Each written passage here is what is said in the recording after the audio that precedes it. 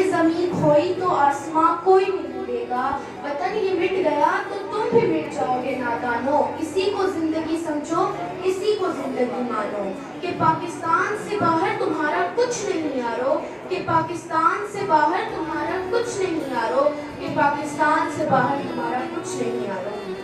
صدر اعلی مجھے فخر ہے کہ میں پاکستانی ہوں۔ آج 14 اگست کا دن یہ جذبہ قربانیوں کی یاد اور خواب کی تعبیر ہے۔ آج ہمارے ساتھ موجود ہیں وہ عظیم شخصیات جن کی سوچ، قربانیوں اور قیادت نے ہمیں آزاد وطن پاکستان بنایا۔ چلیے ایک بار وقت کے دھاگے کو پلٹتے ہیں اور خود ہی سے سنتے ہیں کہ جذبات کیا ہے۔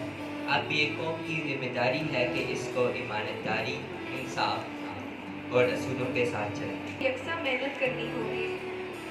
نوجوان کو چاہیے کہ وہ اپنے علم، کردار اور محنت سے پاکستان کا نام روشن کرے۔ آج ہمیں یہ عہد کرنا ہوگا کہ اپنے وطن کی خدمت دلی اور خلوص کے ساتھ۔ میں نے ہمیشہ خواتین کی تعلیم و ترقی پر زور دیا ہے۔ میرا یقین ہے کہ ایک تعلیم یافتہ ماں ایک بہتر، ایک طاقتور قوم بنا سکتی ہے۔ میں نے خواتین کو سیاست اور سماجی خدمات میں آگے بڑھنے کی ترغیب دی تاکہ آزادی کے بعد اپنے ملک کو مضبوط اور خود مختار بنا سکیں۔ شکریہ۔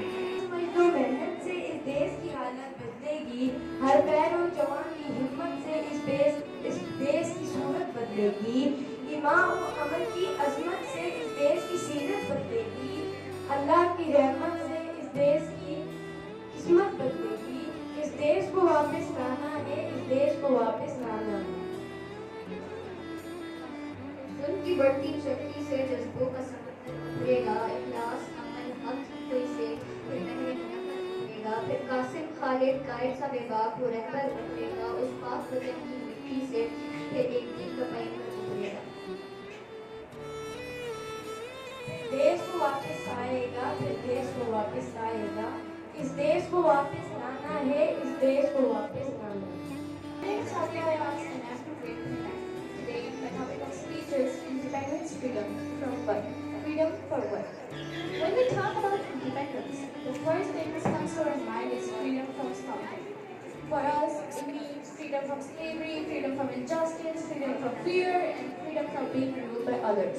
It means we no longer have to take others from the foreign rulers who do not care about our needs. We are free from chains that won't stop us from living with respect.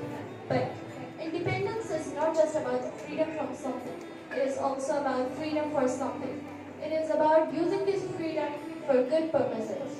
Freedom for education, so every child can learn. Freedom for hard work, so our country can progress. Freedom for speaking the truth, so justice can be done.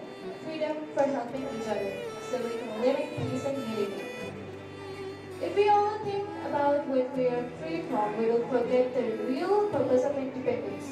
True independence means that we take responsibility for our country and work for its better future.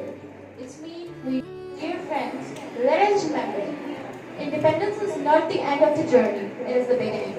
We must use our freedom in the right way, for the right causes, for the bright future of our beloved country. Thank you so much.